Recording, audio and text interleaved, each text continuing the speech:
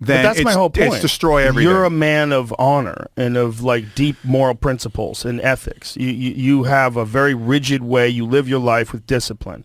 That's my whole point of this. Yes. Like, this is a nonsense scene You're right. where you're allowed to just go smack someone. You're right. Like, that is a non-consequential move. That's like you're saying there's no consequences to this. I'm going to go up and smack him in front of everybody. I and can I'm get away with it give because him of the who I am. fucking, Yes. the whatnot. You know, you do this. We live in unreality, Joe. Yeah, we live in that's my unreality, point. hyper-reality. Yeah. You know, I've heard it coined. We live in a massively unserious place, from our populace to our people that we put on pedestals within media, to our politicians. All these people are massively unserious, and that's probably the problem with living, right? And it's what we're seeing represented in the media and in society, whether it's in films or television shows or even in the news in a lot of ways, is so not, it doesn't resonate with what we know to be true and real with real life. Like even just the way they communicate. They don't communicate like a real person. No. So much of it, we've sort of accepted that so much of what you see is bullshit. And I just don't think like living that kind of life where you are that kind of person, you're an actor, you're constantly on the red carpet, you're in this weird public pedestal place. Yes. I think you can get a very distorted sense of reality, and I think that's what we saw manifest itself. You're 100% correct. Yeah.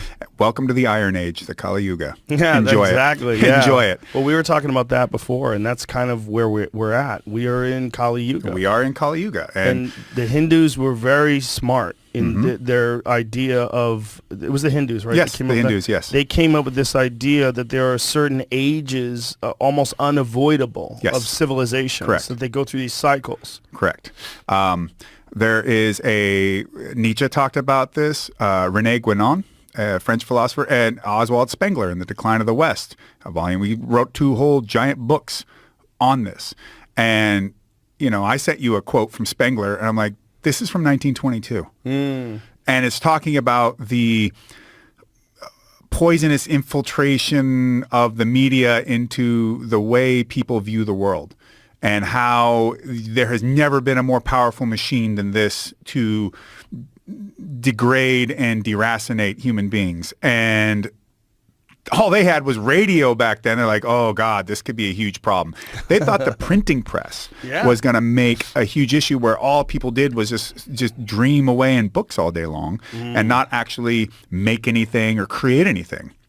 And yet people like Guénon and Spengler and Nietzsche saw these patterns of human behavior. I mean, even beyond the cyclical history of the Hindus, Guénon, who takes a lot from the Hindus, and Spengler. There's also even, Strauss and Howe with their fourth turning concept. It was like every 80 years that there's going to be, you know, a complete changeover. You have these 4 ages that you'll go through, well, how's it go? It's like artist, nomad, or is it nomad, and then you get hero, and then it just keeps repeating itself about every 80 years. And Strauss and Howe think that like our fourth turning will come around 2030.